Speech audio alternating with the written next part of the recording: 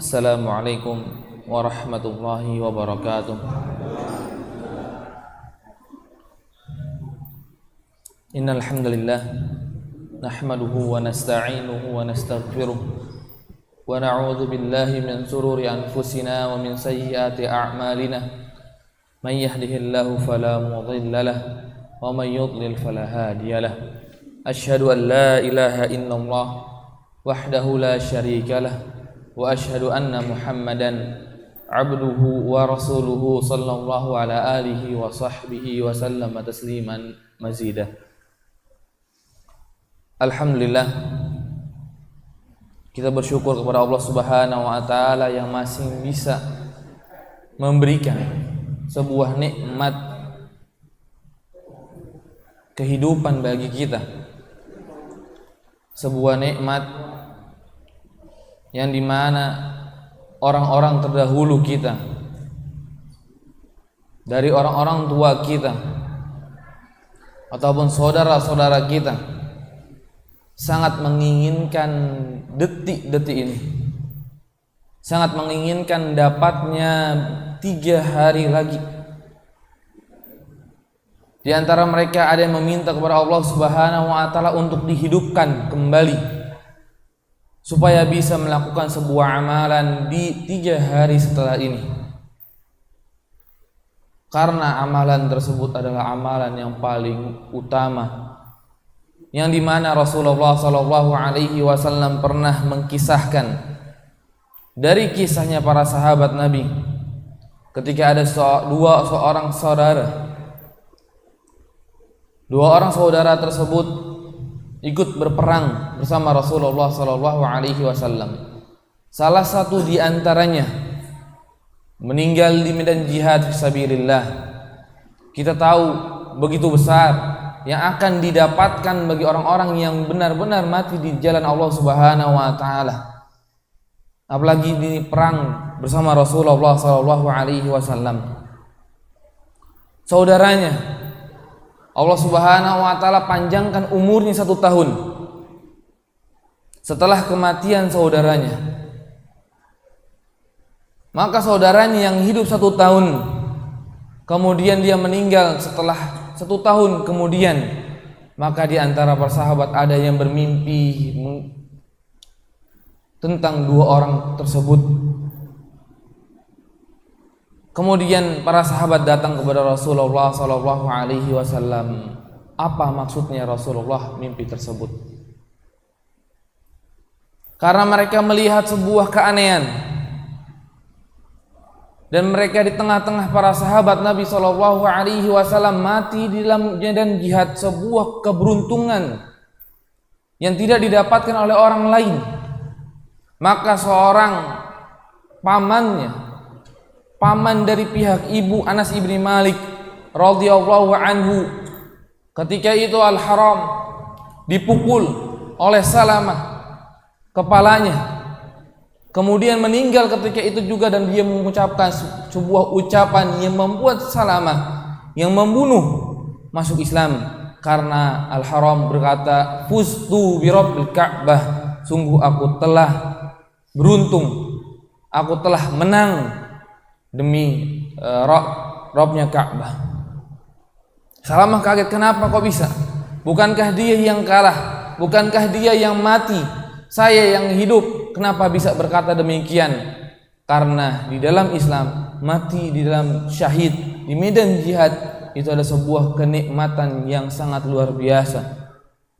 Tapi ketika ini para sahabat kaget, kok bisa saudaranya yang mati ditunda setahun, bisa mendahului orang yang mati syahid, bisa mendahului sahabatnya yang mati syahid, lebih dahulu masuk surganya Allah Subhanahu wa taala.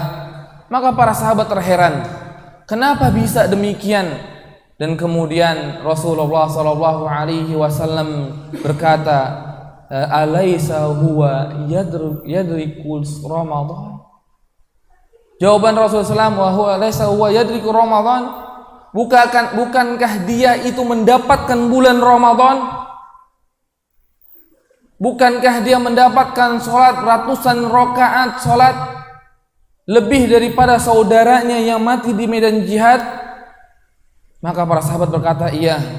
Maka sungguh di bulan Ramadan, mendapatkan bulan Ramadan itu sebuah keberuntungan bagi kita semuanya. Maka banyak-banyak bersyukur kepada Allah Subhanahu wa taala yang masih memberikan kepada kita kehidupan supaya dapat kita mendirikan ibadah-ibadah di bulan Ramadan, karena ini sebuah fadilah yang sangat besar. Jangan kita sia-siakan dengan perbuatan-perbuatan yang tidak baik, yang tidak berguna di bulan tersebut, di pagi harinya ataupun di siang ataupun di malam hari. Kita gunakan ibadah, bukan kita gunakan tidur. Kita sibukkan berzikir, kita sibukkan membaca Al-Quranul Karim, bukan malah kita hanya malas-malasan, tidur-tiduran ataupun sering dikatakan ngabuburit. Tapi kita berzikir kepada Allah Subhanahu wa taala untuk mendapatkan kemuliaan bulan Ramadan tersebut, supaya kita bisa lebih ke depan daripada saudara-saudara kita yang tidak mendapatkan bulan Ramadan tersebut. Fastabiqul khairat, berlombalah kita di dalam kebaikan, yaitu di dalam mendapatkan bulan Ramadan tersebut.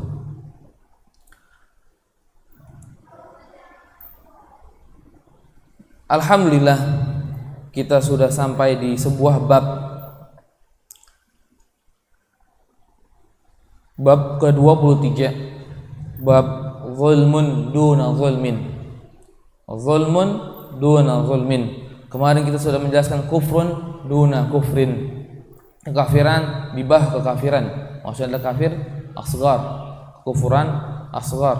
Sekarang kita akan membahas tentang zulmun duna zulmin, kezaliman di bawah kezaliman besar, atau disebut juga zalim kecil. Zalim kecil.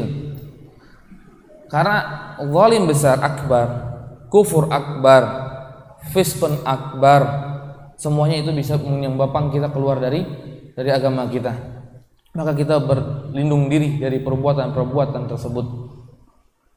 Nah, di sini Imam Bukhari rahimahullah taala meriwayatkan hadis ini melalui dua jalur gurunya. Pertama dari gurunya Abu Walid, qala haddatsana Syu'bah. Dari Abu Walid, kemudian dari gurunya Syu'bah. Kemudian beliau meriwayatkan juga Kalau kita belajar ilmu hadis itu ada tulisan itu maksudnya tahwilul sanad, pindahnya sanad. Itu kepada gurunya yang lain, yaitu Bishr bin Khalid Abu Muhammad al-Askari. Tapi sanad ini lebih panjang daripada sanad yang tadi. Kalau tadi gurunya langsung ke Syu'bah, Imam Syu'bah ibn Hajjaj. Tapi kalau hadis yang guru yang kedua ini lebih jauh, karena habis Bishr ibn Khalid lewat dulu Muhammad ibn Ja'far, kemudian baru Syu'bah. Maka di sini para ulama menyebutkan yang pertama disebutkan hadis yang sudasi, yang sanadnya 6 dari Imam Bukhari sampai Rasulullah SAW melewati 6 perantara, dan yang kedua 7 perantara. Yang kedua 7 perantara dari gurunya yang kedua. Maka mana yang lebih aula, mana yang lebih baik, mana yang lebih bagus? Maka jawabannya yang lebih bagus adalah yang sanadnya 6 rawi, 6 wasithah, 6 perantara. Yang lebih sedikit lebih baik di dalam permasalahan sanad hadis. Maka di sini di zaman kita, di era kita, alhamdulillah di antara sebagian para ulama memiliki sanad yang hanya dari beliau sampai kepada Rasulullah SAW melalui 17 rawi. 17 rawi. Dan alhamdulillah kita mendapatkan yang 18, karena guru kita banyak yang sudah meninggal, yang 16, dan kita mendapatkan murid guru kita. Jadi kalau kita dapat 18 wasithah, 18 perantara kepada Rasulullah SAW. Nah, jauh nih kita 18, sedangkan Imam Bukhari cuma hanya 3, 6, 4, 5 dan terakhir 7. Sangat dekatnya Imam Bukhari kepada Rasulullah SAW daripada kita. Ini juga menunjukkan bahwa mereka lebih afqah, lebih faqih, lebih berilmu daripada kita. Karena semakin dekat dengan nubuwah, semakin dekat dengan zaman nubuwah, zaman kenabian, maka dia sungguh lebih afqah, lebih faqih, lebih pintar daripada kita yang jauh dari Rasulullah SAW.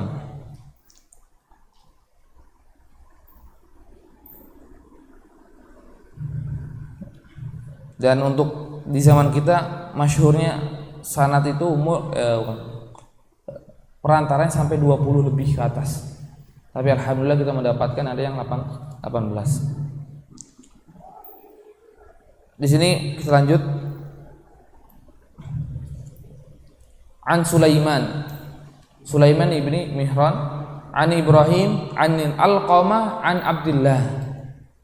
An Alqamah, an Abdullah. Abdullah siapa di sini? Abdullah ibni Mas'ud radhiyallahu anhu. Karena muridnya Alqamah. Karena muridnya Alqamah, maka Abdullah di sini adalah Abdullah bin Mas'ud, bukan Abdullah bin Umar, bukan Abdullah bin Abbas, dan juga bukan Abdullah yang lainnya. Qala lamma nazalat ayah alladzina amanu wa lam yalbisu imanahum bizulmin. Ketika turun sebuah ayat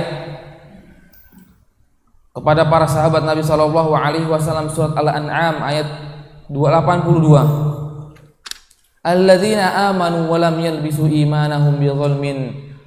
Maka orang-orang yang beriman, yaitu walam yalbisu, dia tidak mencampurkan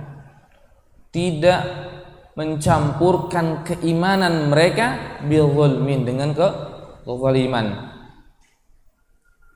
Maka sontak para sahabat kaget dengan ayat tersebut, karena di sini adalah ayat yang menunjukkan sirah umum. Kalau kita belajar usul fikih, ada sifat di sini, ada isim nakirah fi siyaqin nafi yufidul umum. Nakirah itu zulmin, ada tanwin. Tapi sebelumnya walam yalbisu, menafikan.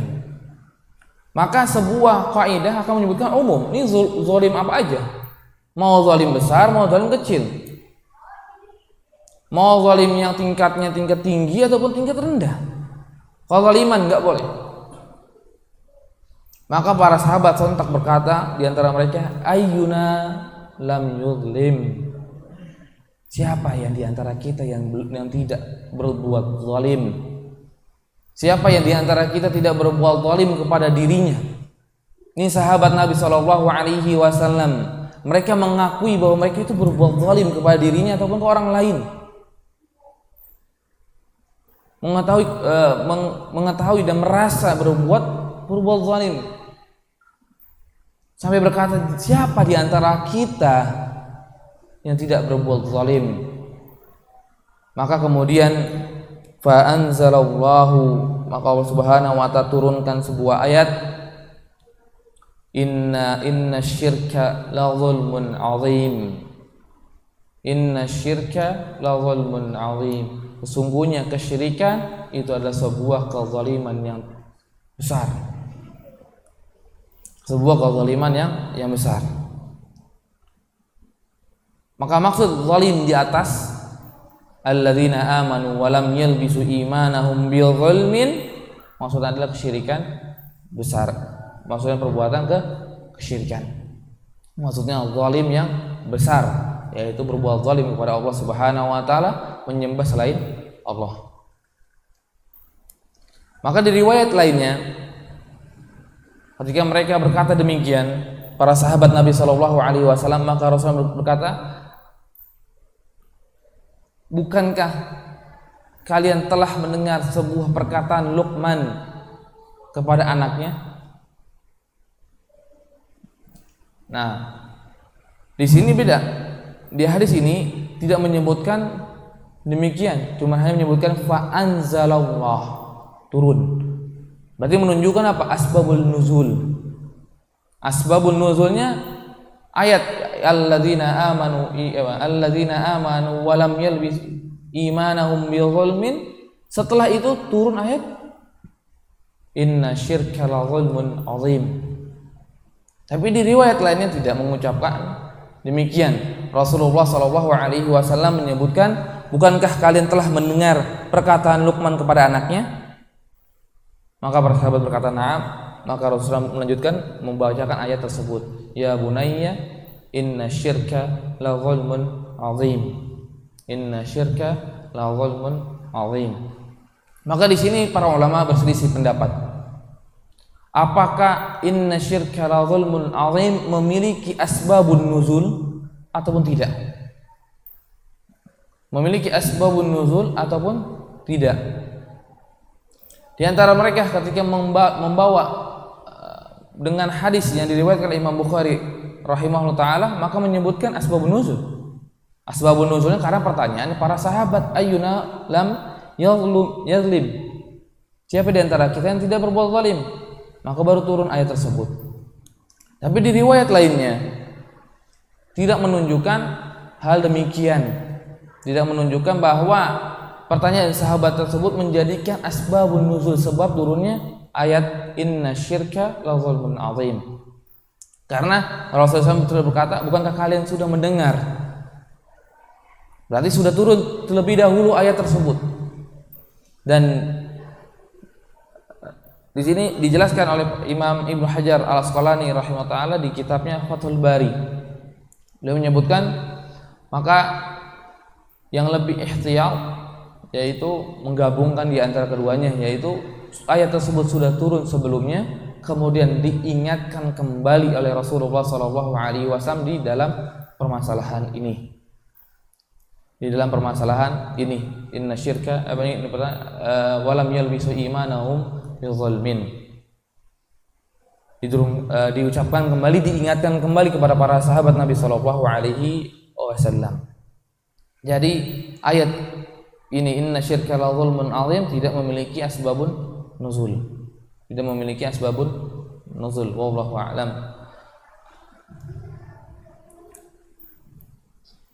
Nah, di sini tadi kita sudah ucapkan, sudah kita jelaskan, walam yalbisu imanahum bidzulmin.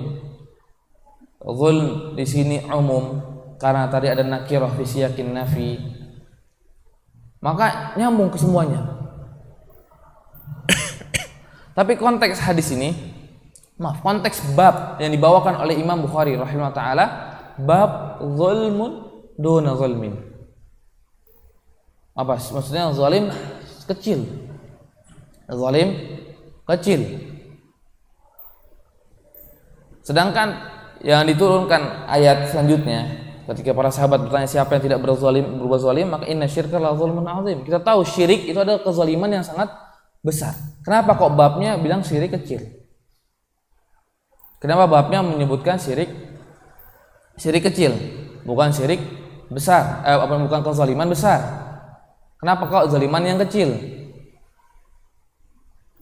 Karena di sana Imam Bukhari rahimahullah taala ingin menjelaskan bahwa kezaliman kecil itu sebuah perkara yang akan manusia lakukan. Sebuah perkara yang tidak bisa mengakibatkan manusia keluar dari Islam. Maka di sana lihat para sahabat berkata, ayyuna lam yazlim. Siapa di antara kita para sahabat yang tidak berbuat zalim? Dan Rasulullah SAW tidak mengingkari bahwa para sahabat berbuat zalim. Maka menunjukkan perbuatan zalim kecil, bukan yang akbar, bukan yang besar, tidak mengeluarkan mereka dari Islam. Tidak mengeluarkan mereka dari Islam. Di sana Imam Bukhari rahimahullah ingin menjelaskan hal demikian supaya tidak ada di antara manusia itu memiliki syubhat di ayat yang pertama, alladzina amanu wa lam yalbisu imanahum bidzulmin. Maka orang beriman itu yang enggak pernah mencampurkan aduk antara imannya dengan kezaliman. Maka ketika dia mencampur dengan kezaliman, maka dia bukan mukmin. Maka Imam Bukhari rahimahullah ingin membantah orang demikian. Karena pasti di antara kita akan mencampurkan iman kita dengan kezaliman. Yang penting zalimnya bukan zalim yang akbar, bukan zalim yang besar. Dan itu pasti kita akan menzalimi diri kita sendiri. Itu kita lakukan. Menzalimi orang lain, itu pun kadang kita lakukan.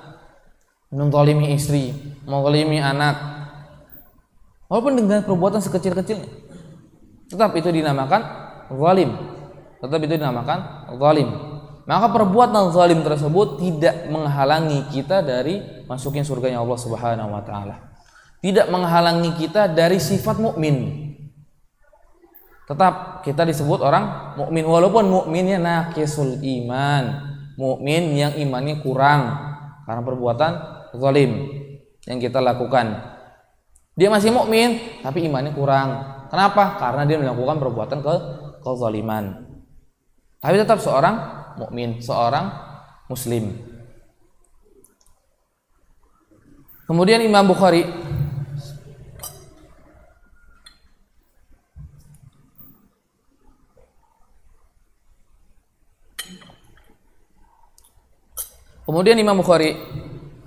rahimahullah ta'ala melanjutkan bab alamatul nifaq atau alamatul munafiq, menjelaskan sebuah bab yang dahulu para sahabat Nabi SAW sampai nangis semalam suntuk, seperti Umar bin Khattab radhiyallahu anhu, semalam suntuk menangisi sebuah apa? Takut terjatuh sebuah sifat kemunafikan kepada Umar. Umar menangis dan takut.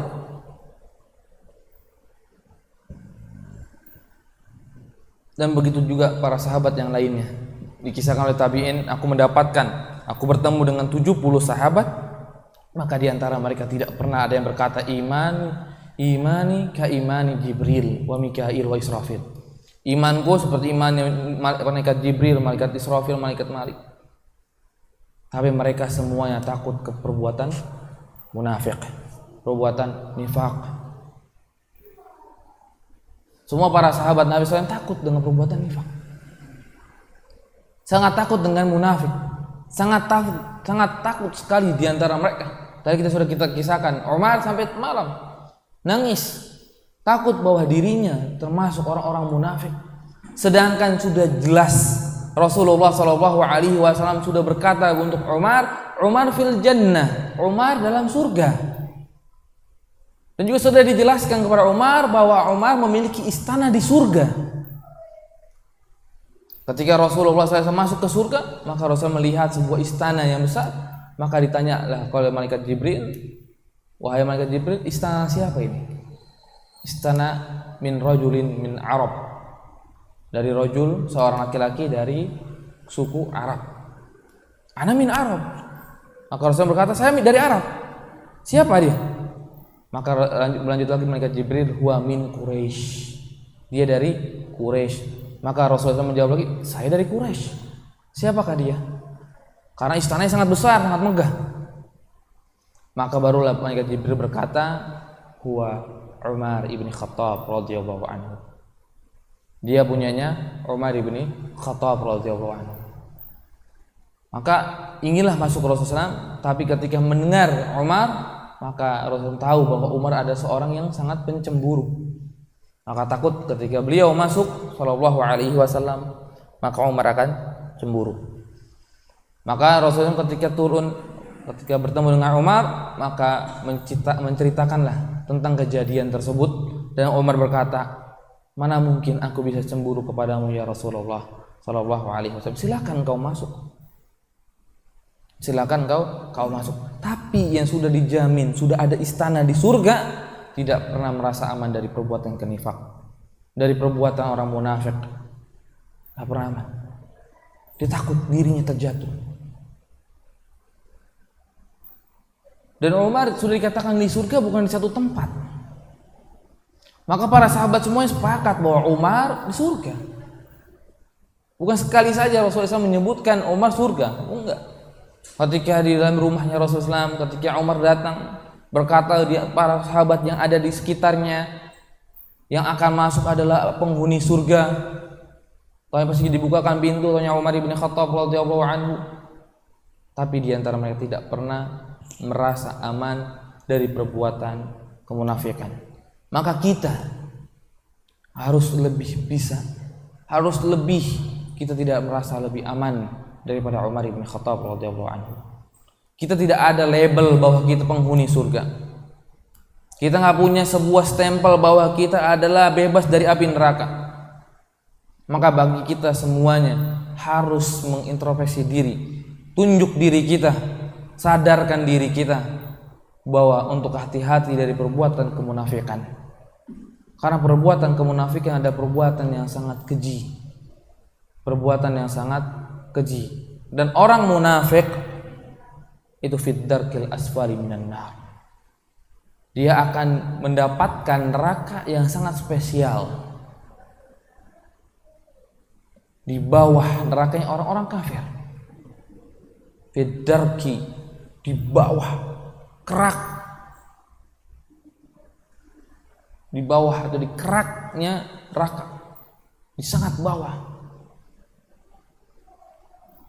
Kita tahu ketika kita masak sebuah panci, maka yang sangat panas itu adalah yang di bawah. Sangat panas yang di bawah. Ini bagi orang-orang kafir di bawah, sangat di bawah. Untuk orang-orang munafik, maka kita berlindung diri dari sifat munafik dan juga dari orang munafik. Dan juga mudah-mudahan kita diselamatkan oleh Allah Subhanahu wa taala dari perbuatan nifak. Bab alamatul munafiq. Bab alamat tanda-tanda orang munafik. Di sini beliau mengucapkan alamat, menggunakan alamah, tanda orang munafik. Di sini beliau sebagaimana disebutkan oleh Imam Muhyiddin yang dinukil oleh Ibnu Hajar Al-Asqalani rahimahullah taala, annal ma'asi tanqusul iman kamal ta'atu yaziduhu. Imam Bukhari rahimahullah ini menjelaskan bahwa munafik ini mengurangi keimanan, sebagaimana ketaatan itu menambahkan keimanan. Karena kemarin kita sudah jelaskan iman itu bisa bertambah dan bisa berkurang. Maka di sini Ibnu Hajar menukil dari Muhyiddin. Wallahu a'lam Muhyiddin di sini dimaksudnya siapa? Imam Nawawi ataupun yang lainnya. Tapi Imam Nawawi punya lakab juga Muhyiddin. Annal ma'asi tanqusul iman wa ta'a kama ta'atu taziduhu. Ma'asi, perbuatan kemaksiatan, dan nifak termasuk dari perbuatan maksiat, dan bahkan yang termasuk yang besar dari perbuatan kemaksiatan. Itu akan mengurangi keimanan kita. Kemudian Imam Kirmani, seorang imam yang juga mensyarah kitab Sahih Bukhari dan sering sekali dinukil oleh Ibnu Hajar Al-Asqalani rahimahullah taala, yaitu beliau berkata, munasabatu hadzal bab li kitabil iman anna an-nifaq alamatu adamil iman. Keselarasan dari bab yang dibawakan oleh Imam Bukhari rahimahullah taala, bab alamatul iman dengan kitabul iman, yaitu karena nifak sebuah alamat hilangnya iman. Karena nifak menunjukkan sebuah alamat hilangnya iman, tidak adanya iman. Au liya'lam minhu anna ba'dhan nifaq kufrun duna ba'd. Atau yang kedua, karena ingin menjelaskan bahwa sebagian nifak ada nifak yang kecil. Ada yang nifak kecil yang tidak menyebabkan dia masuk ke darkil asfali minan nar. Dia tidak jadi masuk ke dalam keraknya api neraka jahanam. Jadi dua yang dikatakan oleh Kirmani, bisa ini maksudnya adalah menandakan bahwa nifak itu tidak menghilangkan keimanan, ataupun yang kedua ingin menjelaskan bahwa sebagian nifak ada yang tidak menyebabkan dia kufur, tidak menyebabkan dia keluar dari Islam. Maka di sana para ulama membagi nifak menjadi dua. Menjadi dua, ada nifakul i'tiqadi, ada juga nifakul amali. Nifak munafikan yang i'tiqad, di dalam permasalahan i'tiqad, dan juga ada nifak yang di dalam permasalahan perbuatan. Dan nifak yang di permasalahan i'tiqad, maka ini yang keluar dari Islam. Dan gembongnya adalah Abdullah bin Ubay bin Salul, pendirinya ataupun termasuk suku ketuanya, suku munafik ya, Abdullah bin Ubay bin Salul. Itu di dalam permasalahan nifak yang i'tiqadi. Tapi kalau nifak amali ataupun nifak asghar, kecil, yang ini akan kita jelaskan pada pertemuan kita pada hari ini. Jadi yang i'tiqad ini yang baru yang menyebabkan dia keluar dari Islam, seperti Abdullah bin Ubay bin Salul yang menampakkan Islam di depan kaum muslimin, tapi ketika mereka sendiri atau mereka bersama orang-orang kafir, maka mereka menyebutkan Islam itu dengan kejelekan kepada mereka. Mereka tidak mengimani, tidak mencintai Islam. Maka dia sering berbuat makar, orang-orang munafik sedemikian sering berbuat makar untuk kaum muslimin. Kalau kita lihat sirah orang-orang munafik di zaman Rasulullah, sering di antara mereka berbuat kerusuhan, kegaduhan di tengah Rasulullah sallallahu alaihi wasallam. Sampai puncaknya mereka bisa menuduh Aisyah radhiyallahu anha berbuat zina. Sampai puncaknya mereka bisa menuduh Aisyah radhiyallahu anha berbuat berzina, dan kemudian Allah Subhanahu wa taala menurunkan ayat untuk membebaskan Aisyah dari perbuatan tersebut, bahwa Aisyah tidak pernah melakukan perbuatan zina, bahwa Aisyah radhiyallahu anha tidak pernah melakukan perbuatan zina.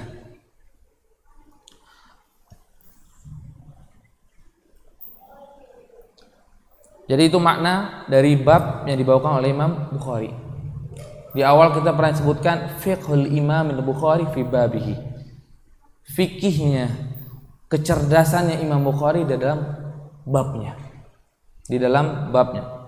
Maka sering di antara para ulama berdalil dengan babnya. Sering kan berdalil di usul salasah, berdalil Imam Muhammad dengan dalil babnya Imam Bukhari. Babul ilmi qabla qawli wal amal, berdalil dengan bab yang dibawakan oleh Imam Bukhari rahimahullah taala, karena fikih menunjukkan fikih kecerdasan Imam Bukhari di dalam bab-babnya. Maka kita sering menyebutkan babnya tersebut terlebih dahulu, maksudnya apa, seperti tadi zulmun duna zulmin, kemudian alamatun munafiq. Kemudian beliau membawakan dua hadis untuk menjelaskan tanda-tanda orang munafik. Hadis yang pertama yaitu hadis qala haddatsana Sulaiman Abu Rabi', qala haddatsana Ismail ibni Ja'far, qala haddatsana Nafi' ibni Malik ibni Abi Amir Abu Suhail an abihi an Abi Hurairah radhiyallahu anhu anin Nabi sallallahu alaihi wasallam. Dari Abi Hurairah, sahabat Nabi sallallahu alaihi wasallam, beliau meriwayatkan dari Rasulullah sallallahu alaihi wasallam qala ayatul munafiq salas. Dan juga hadis ini kita sering dengar, ayatul munafiq salas, idza haddatsa kadzaba wa idza wa'ada akhlafa wa idza tumina khana. Tanda orang munafik ada 3. Sini kita jelaskan, munafik di sini adalah munafik amali. Munafik amali ataupun nifak yang kecil. Ada 3. Yang pertama, idza haddatsa kadzaba.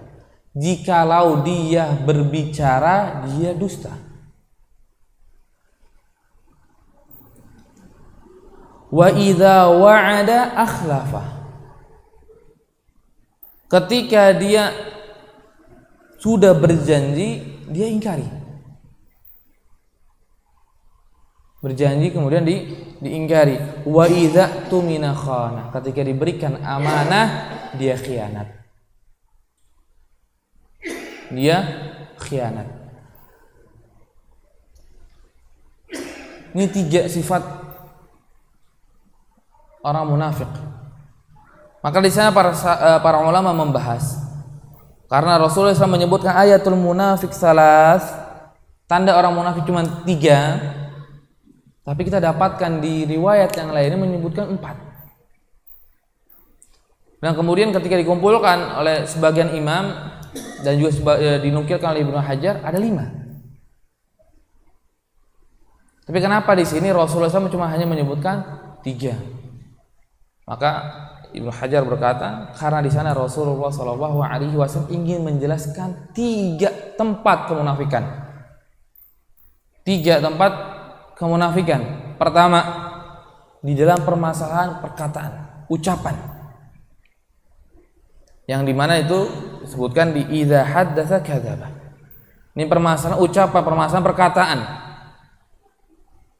Maka munafik masuk dalam perkataan. Yang kedua, di dalam perbuatan. Nah, itu dalam hadis, di dalam lafadznya wa idza wa'ada akhlafa.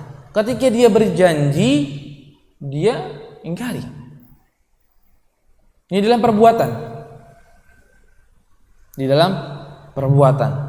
Kemudian yang selanjutnya wa idza tumina khana. Di dalam ketika diberikan amanah dia tidak amanah. Ini di dalam perbuatan niat. Di dalam perbuatan niat.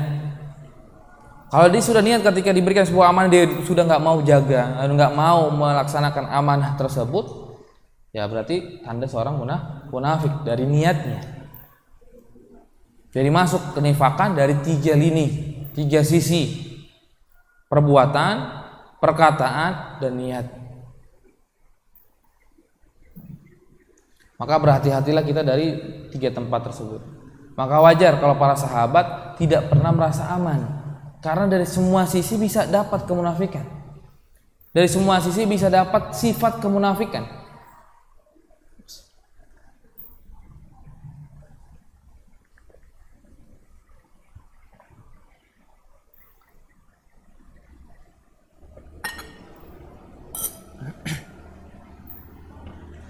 Wajar kalau mereka tidak pernah merasa aman dari kemunafikan.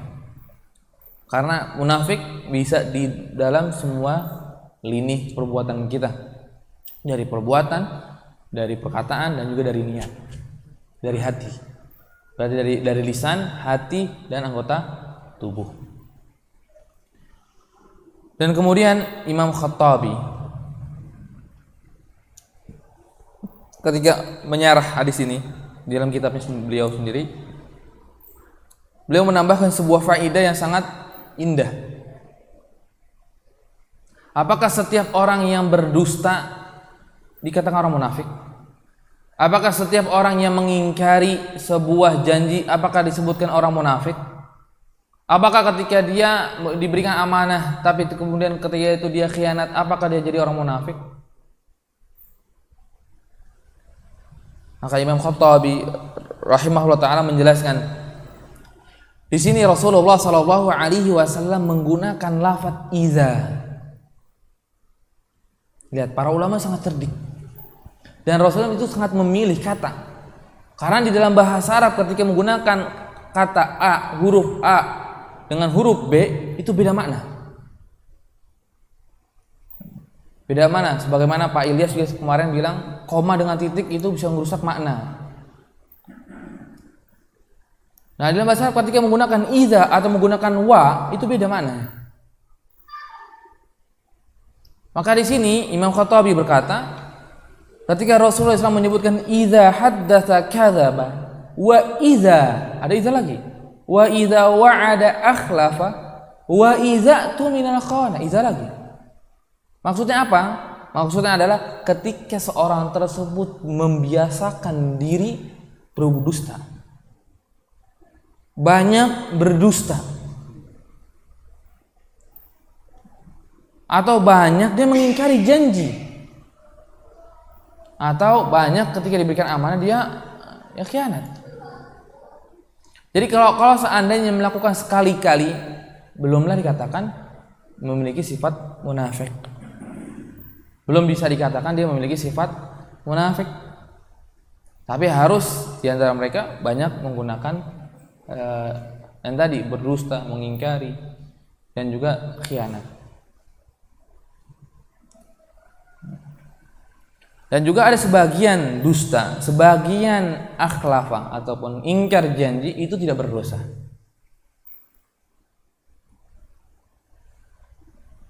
Sebagiannya tidak berdosa, seperti berdusta kepada istri. Ketika istri masak sebuah masakan yang kurang enak, misalkan keasinan, keaseman, ataupun kemanisan yang kita kurang suka, dan ketika ditanya oleh istri kita jawab, wah masya Allah masakan kamu ini nikmat sekali, enak sekali. Sebetulnya yang dimakan itu rasa nggak enak, dan ketika itu diperbolehkan oleh Rasulullah Shallallahu Alaihi Wasallam.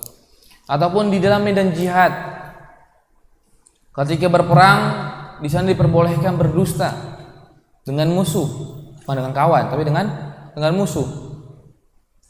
Karena di dalam perang itu khida', sebagaimana Mas'ud ketika itu radhiyallahu anhu masuk Islam di dalam perang Khaybar.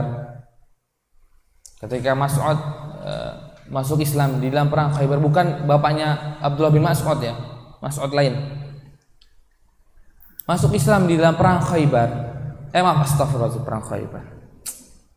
Perang Khandaq, perang Parit, perang Ahzab. Maka Rasul berkata kepada Mas'ud, cuman al-harbu khida'. Wahai Mas'ud, ketahuilah bahwa perang itu khida'. Dia banyak tipu daya di sana. Maka Mas'ud paham dengan apa maksudnya Rasulullah Shallallahu Alaihi Wasallam. Karena Rasul sudah dikepung nih selama sebulan. Maka Mas'ud ketika itu radhiyallahu anhu membuat sebuah pertikaian di antara orang Yahudi dengan orang Quraisy ketika itu. Ya akhirnya di antara mereka tidak saling percaya, dan akhirnya mereka pada pergi masing-masing meninggalkan kota Madinah, kecuali orang-orang Yahudi yang dimana nanti akan dibunuh oleh Rasulullah SAW. Tapi di situ ketika itu Mas'ud melakukan perbuatan dusta, dan ketika dusta di dalam medan perang itu diperbolehkan. Kemudian wa idza wa'ada akhlaf. Ketika kita enggak tepati janji, ada sebagiannya tidak berdosa. Jikalau ketika kita sudah mau melakukan janji tersebut, menepati janji tersebut, ada halangan yang menghalangi kita. Dan halangan tersebut adalah halangan yang syar'i. Maka tidak dikatakan orang yang ingkar janji. Tinggal kita sebutkan, kita kabarkan kepada saudara kita, maaf saya tidak bisa melakukan janji kita misalkan karena A, B, dan C. Maka orang tersebut tidak dikatakan orang yang pengingkar janji. Dan ingkar janjinya tidak berdosa. Tapi untuk khianat ini berbeda dengan yang lainnya. Maka Allah Subhanahu wa taala tidak pernah di dalam Al-Qur'an berkata fa idza khana fa khana Allah bihi. Enggak ada. Ketika mereka berkhianat, maka Allah akan mengkhianati mereka, enggak ada. Yang ada cuma fama makaru fa makarallahu wallahu khairul makirin. Ketika mereka berbuat makar, maka Allah melakukan makar kepada mereka, membalas makarnya mereka. Wa idza ketika dia beristiza kepada Allah Subhanahu wa taala, maka Allah balas istihza'nya. Tapi untuk khianat tidak ada. Maka untuk khianat ini semuanya kulluhu syarr. Untuk khianat semuanya itu buruk.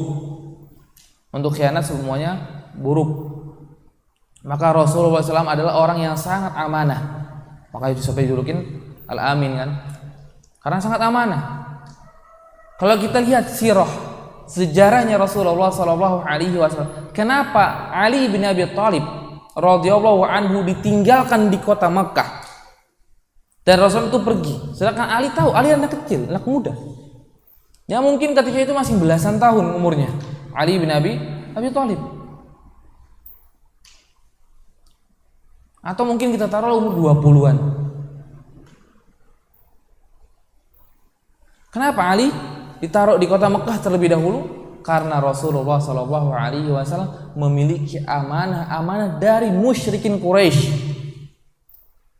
Walaupun musyrikin Quraisy mengganggu, menyiksa, merampas kaum muslimin, tapi ketika Rasul diberikan sebuah amanah dari musyrikin Quraisy untuk menjaga barangnya, maka Rasul menjaga. Karena apa? Khianat tidak ada yang boleh. Khianat tidak ada yang baik, semuanya buruk. Maka Rasulullah SAW ada ashabul amanah, orang yang paling amanah. Maka orang musyrikin Quraisy yang memusuhi Rasulullah saja itu merasa aman dengan barang yang dititipkan kepada musuhnya. Kita kan mustahil kalau seandainya kita nih barang nih titip kepada musuh kita, hilang itu barang pasti. Tapi ini Rasulullah SAW tidak dijaga, dijaga. Karena sebuah perbuatan khianat tidaklah ada perbuatan yang baik. Karena khianat itu adalah keburukan yang penuh. Kemudian Imam Bukhari rahimahullah melanjutkan hadis yang keduanya. Qala haddatsana Qabisah ibni Uqbah qala haddatsana Sufyan anil A'mash an Abdullah bin Murrah an Masruq an Abdullah bin Amr radhiyallahu anhuma anna Nabiy sallallahu alaihi wasallam qala. Dari sahabat Abdullah bin Amr radhiyallahu anhuma. Kenapa berbeda dengan yang tadi Abdullah bin Mas'ud, kita cuma berkata radhiyallahu anhu. Kenapa kalau di Abdullah bin Amr kita mengucapkan radhiyallahu anhuma? Kenapa? Kalau laki hu, kalau perempuan huma. Gitu Pak. Mungkin ada yang lain? Pak Bantah? Kameramen kita ini? Huma 2 orang. Nah, maksudnya huma ini maksudnya menunjukkan 2 orang. Tapi kan satu disebutnya, Abdullah ibni Amr. Duanya dari mana nih? Tapi akhirnya kan gak ikut, gak berkata, gak membawakan hadis ini.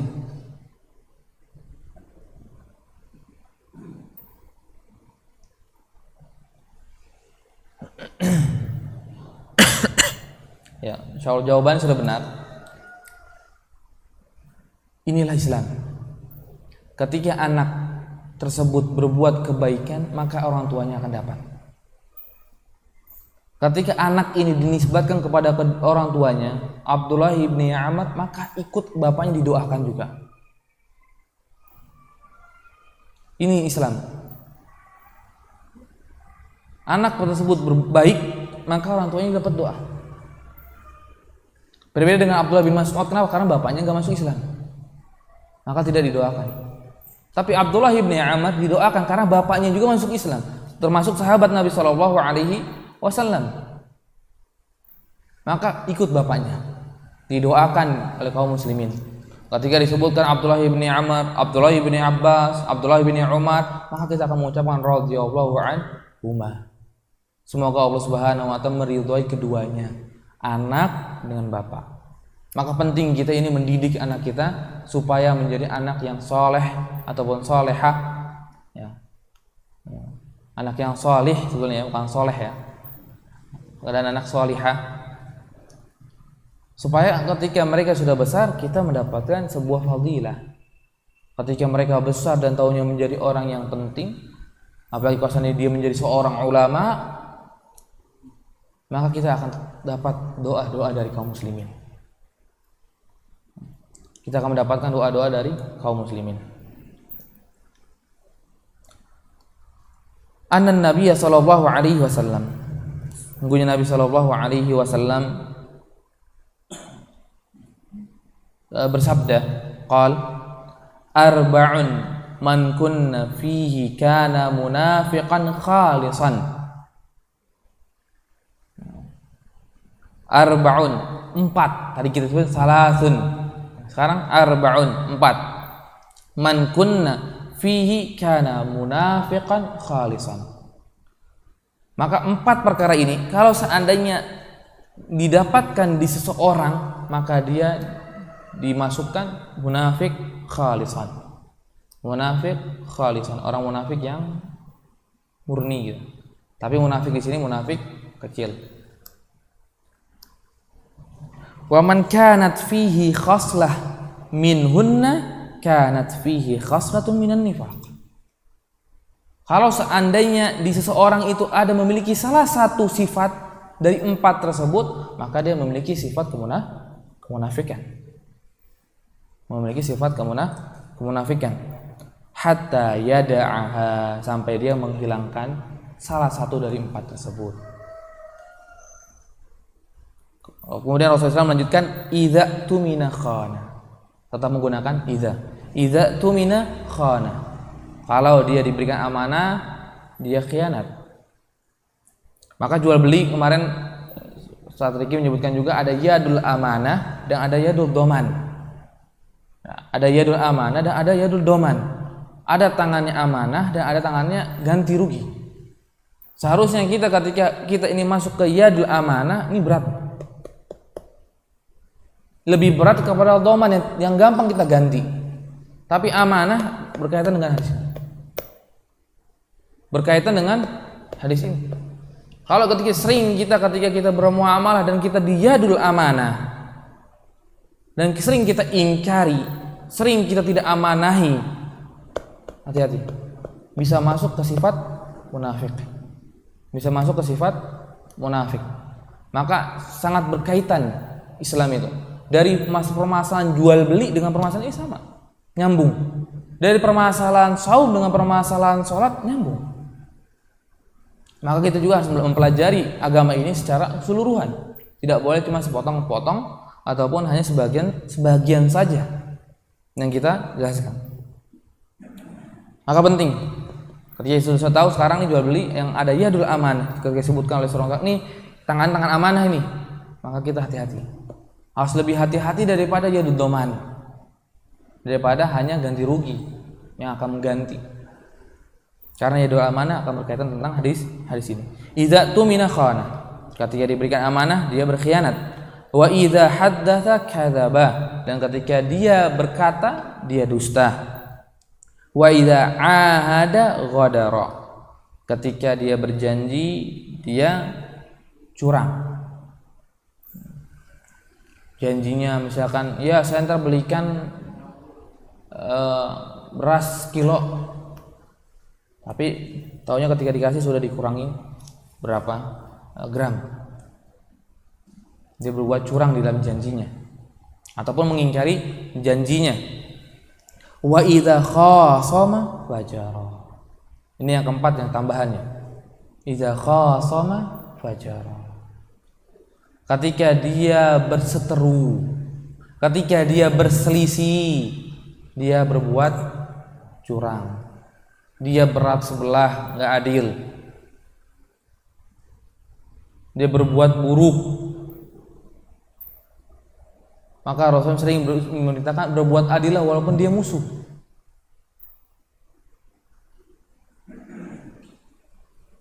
Ini sering kita, karena mentang-mentang saya lagi berseteru dengan dia, udah saya kurangin haknya. Saya kurangin dari haknya dia. Nggak diperbolehkan. Hal ini demikian. Ketika kita berselisih, ya berselisih mungkin wajar, manusiawi. Ketika sudah berselisih, jangan pernah kita curang dalam perselisihan kita. Kalau ini haknya dia, kasih, berikan. Dan ketika kita berselisih juga jangan sampai lebih daripada 3 hari kita tanpa tegur sapa. Apalagi permasalahan dunia. Atau berselisih misalnya permasalahan dunia, maka kita nggak boleh lebih dari 3 hari. Nggak boleh kita berlebih 3 hari, saya nggak mau tegur lagi, misalkan Mas Doni, kenapa? Karena saya habis musuhan sama dia. Nggak boleh. Batas terakhir yang diberikan oleh Rasul 3 hari. Setelah 3 hari tidak diperbolehkan dia tidak tegur sapa. Ketika dia lebih dari 3 hari maka dia berdosa. Dua-duanya akan berdosa, akan menanggung dosa. Dan ketika salah satu di antara keduanya sudah memulai salam, dan itulah di antara mereka yang terbaik. Maka jangan sampai ketika kita berselisih, ya berselisih mungkin ya wajar, tapi jangan sampai kita putus ukhuwah, jangan sampai kita putus silaturahmi, putus persahabatan, putus pertemanan kita dengan orang tersebut. Karena dia sudah saudara kita, sudah dipersaudarakan oleh Allah Subhanahu wa taala. Innamal mu'minuna ikhwah. Mukmin itu saudara. Sesungguhnya orang mukmin itu bersaudara. Maka tidak layak kita bermusuhan dengan saudara kita lebih daripada 3 hari. Maka kalau seandainya kita ada perselisihan dengan saudara kita, maka kita mulailah salam terlebih dahulu. Kemudian terakhir, sebagian para ulama yang dinukil juga oleh Ibnu Hajar Al-Asqalani rahimahullah taala menjelaskan, apakah harus semuanya dikumpulkan sifat-sifat ini atau salah satu saja sudah cukup? Sudah bisa menjadi orang munafik amali. Maka di antara para ulama ada yang berpendapat harus 3-3-nya, harus 4-4-nya. Ada yang di antara mereka menyebutkan salah satunya saja sudah kena. Dan sebagaimana disebutkan oleh hadis, kanat fihi khoslatan wa man kanat fihi khoslatan minhunna, kalau seandainya dia memiliki salah satu dari 4 sifat tersebut, maka dia ada tanda ke orang munafik. Ada tanda orang munafik. Maka orang yang melakukan salah satu di antara 4 tersebut, maka hati-hatilah. Hati-hati bahwa dirinya bisa terjatuh kepada kemunafikan. Dan untuk yang terakhir, kita tidak diperbolehkan, tidak diperkenankan kita berkata kepada teman kita, berkata, "Ah, lu munafik lu." Nggak boleh. Karena munafik, label munafik itu label yang sangat parah. Bukan label mainan. Kita gampang mudah berkata kepada saudara kita, "Oh, munafik." Enggak. Kenapa? Kalau dia itu benar munafik, fid-darkil asfali minan nar. Maka berat. Jangan pernah kita mengucapkan sebuah perkataan yang berat. Apa juga kadang di antara kita juga anak muda berkata, "Ah, ini Fir'aun lu." Sering juga dengar seperti itu. Enggak boleh. Dan yang paling sering munafik ini yang dilakukan oleh kita. Mau anak kecil, mau dewasa, mau remaja, semuanya sering berkata, "Ah, si orang tuh munafik tuh, dia dusta sama saya, dia ingkar janji." Enggak boleh. Haram.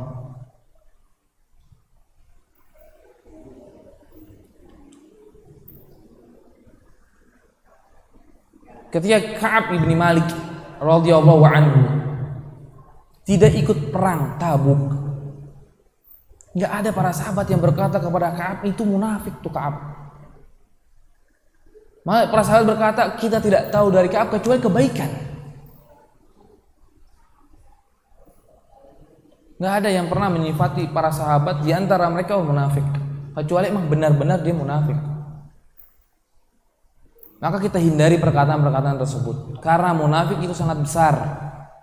Munafik itu perkara yang sangat besar, bukan permasalahan yang kecil. Kalau orang sudah dilabeli munafik, berarti munafik besar. Karena orang munafik kecil enggak seperti itu.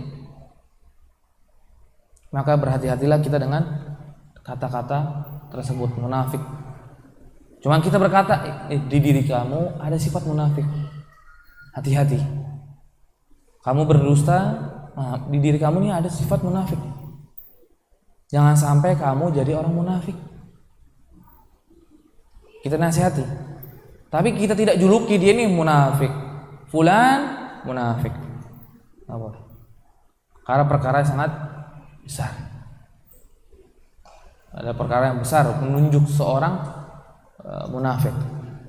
Sebagaimana kita tidak boleh juga berkata kepada saudara kita kafir. Maka Rasul sampai mencela orang-orang yang berkata kepada saudaranya ya kafir, cuma ledekan panggilan ya kafir, maka itu bisa jatuh kepada di antara keduanya. Jika dia benar emang dia kafir, maka jatuh kepada orangnya. Tapi kalau itu enggak, maka dia akan jatuh kepada kita. Maka berhati-hatilah kita dengan ucapan kita dengan menyifati seseorang.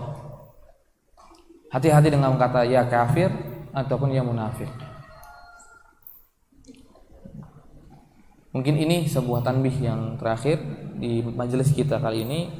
Mudah-mudahan kita disampaikan oleh Allah Subhanahu wa taala di bulan Ramadan, dan juga mudah-mudahan kita disampaikan juga di bulan Ramadan selanjutnya dan selanjutnya, supaya kita bisa meraih pahala yang begitu tinggi dan juga bisa meraih ampunan Allah Subhanahu wa taala. Mungkin hanya ini yang bisa kita sampaikan. Jikalau ada pertanyaan dipersilahkan. Jika tidak ada, kita akhiri wa akhiru kalam alhamdulillah rabbil alamin. Assalamualaikum warahmatullahi wabarakatuh.